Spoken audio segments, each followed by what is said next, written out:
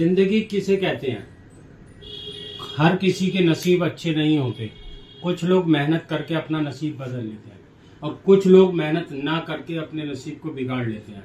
अस्सलाम वालेकुम, नमस्कार, सत श्री अकाल। कैसे हैं दोस्तों? उम्मीद करता हूँ सभी दोस्त अच्छे होंगे, स्वस्थ होंगे, मस्त होंगे। मैं जहीर अब्बास अपने YouTube channel paralyse motivator Z पर आपका एक बार फिर वेलकम करता हूँ। दोस्तों, आज हम बात करेंगे पंचकर्मा के ऊपर।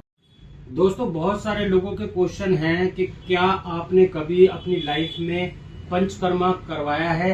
क्या पंचकर्मा करवाने से स्पाइनल कॉर्ड इंजरी के पेशेंट रिकवर होते हैं कि नहीं होते? इसके बारे में आप बताइए।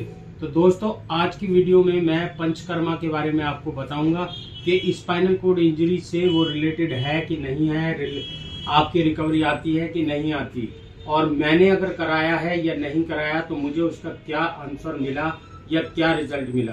आज की वीडियो में मैं आपको इस चीज के बारे में बताऊंगा। वीडियो पसंद आए तो लाइक करिएगा, शेयर करिएगा और कमेंट्स करके बताइएगा वीडियो कैसी लगी।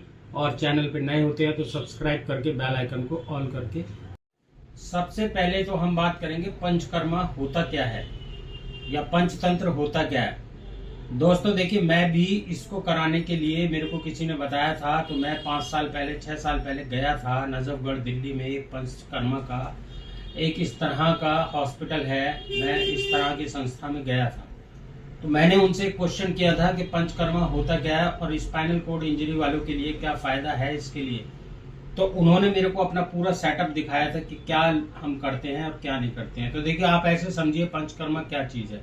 जब नॉर्मल आदमी की इम्यून सिस्टम वीक होने लगता है या मसल्स कहीं से वीक हो जाती हैं या टाइटनेस आने लगती है या फिर वो इरिटेट होने लगता है, उसका माइंड डिप्रेशन में चला जाता है, उसको किसी वजह से माइंड में डिस्टर्बेंस हो जाती है, बिजनेस में लॉस हो जाता है या कोई बीमारी उसको पकड़ लेती है, तो उसके मन को हैप्पी करने के लिए, उसको खुश करने के लिए पंचकर्मा किया जाता है।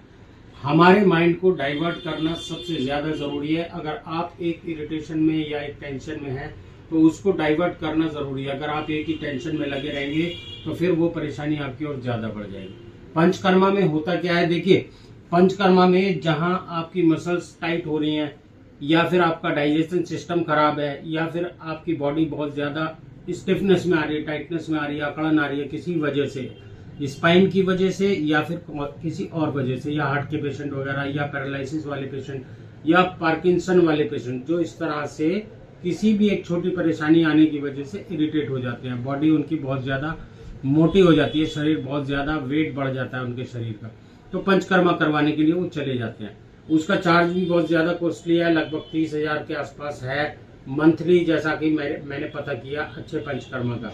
अब उसमें देखिए वो कराते क्या है, उनको कराना क्या होता है, जैसे कि आपको मड वाला पंचकर्मा कराते हैं, मट्टी का लेप लगाते हैं बॉडी के ऊपर, आपकी स्टीम कराते हैं, आपको स्टीम के अंदर बॉडी को गर्म करने के लिए रखते हैं, आपकी मसाज कराते हैं, ऑयलिंग कराते हैं, मुल्तानी मट्टी वगैरह से आपकी बॉडी को लेप करते हैं।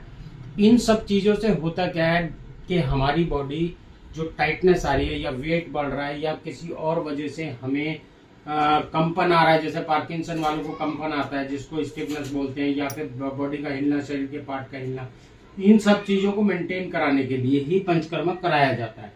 आदमी का माइंड थोड़ी देर के लिए चेंज हो जाता है। जब तक आप पंचकर्मा कराएंगे तो आपकी बॉडी रिलैक्सेबल रहेगी, वेट हल्का होता रहेगा और शरीर का वजन कम हो जाएगा। आपको ऐसा लगेगा कि हम लोग ठीक हो रहे हैं। और जैसे कि आप देखिए कि वो आपको डाइटिशियन पे भी रखते हैं, डाइट पे भी रखते हैं, डाइटिशियन वहाँ होते हैं, आपको लौकी खानी है, घिया खाना, तोरी खानी, इन सारी चीजों को वो मेंटेन करते हैं। अब जैसे कि कोई गठिया बाए या किसी के हड्डी के ज्वाइंट्स जुड़ रहे हैं पूरी बॉडी के कहीं भी, जैसे कि आर्थराइटिस वगैरह में गठिया में होता है, तो उन लोगों को पंचकर्मा कराया जाता है। जब तक वो पंचकर्मा 15-20 दिन या 1 महीना वहां पर जाकर कराते हैं तो उनको उस टाइम तक के लिए रिलैक्सेशन मिलता है, माइंड उनका थोड़ा सा चेंज हो जाता है और उनको खुशी मिलती है। बस इतना ही पंचकर्मा में कराया जाता है। अब आप पूछेंगे कि आपने कराया कि नहीं कराया। देखिए, जब मैंने उनसे क्वेश्चन किया कि स्पाइन से रिलेटेड है कि स्पाइनल कॉर्ड इंजरी में रिकवरी आती है कि नहीं आती, तो वहां पे कुछ इस तरह की एक्सरसाइज वगैरह भी कराई जाती हैं कि जिससे रिकवरी आ जाए। बट ऐसा कुछ नहीं है कि स्पाइनल कॉर्ड इंजरी के पेशेंट के लिए रिकवरी आ जाए तो रिकवरी नहीं आती है। अब आप कहेंगे रिकवरी नहीं आती है तो पंचकर्मा हमने कराया तो हमें तो रिकवरी आने लगी, अब ये सवाल उन लोगों के लिए है, देखिए जो लोग ऐसा कहते हैं कि भाई हमारे रिकवरी आने लगी, तो मैं उन लोगों को एक ही आंसर दूंगा, जो बंदा 5 साल से बेड पे पड़ा हो और अपने पैर की फिंगर भी ना हिला पाता हो, आप उसको पंचकर्मा करा के देखिए और रिटर्न में लीजिए कि रिकवरी आएगी कि नहीं आएगी। तो रिकवरी नहीं आएगी।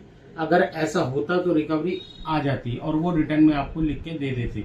अब बहुत सारे लोग कहते हैं कि भाई हम तो वहां पंचकर्मा कराने गए थे और ऐसे ऐसे स्पाइन में हमारी डिस्टर्बेंस हुई थी और 1 महीने के बाद में हम चलने लगे। तो भाई आप लोगों की मैं आपको एक चीज बता दूं, आप लोगों का इंजरी लेवल कम था, आप लोगों की चोट कम लगी थी, इसकी वजह से आपकी रिकवरी आ गई और नेचुरल रिकवरी आई है।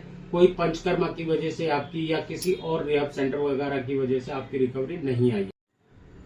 दोस्तों मैं ये नहीं कहता कि आप मत कराइए, बाकी मैंने अपना एक्सपीरियंस आपको बताया था। अगर आप कराना चाहते हैं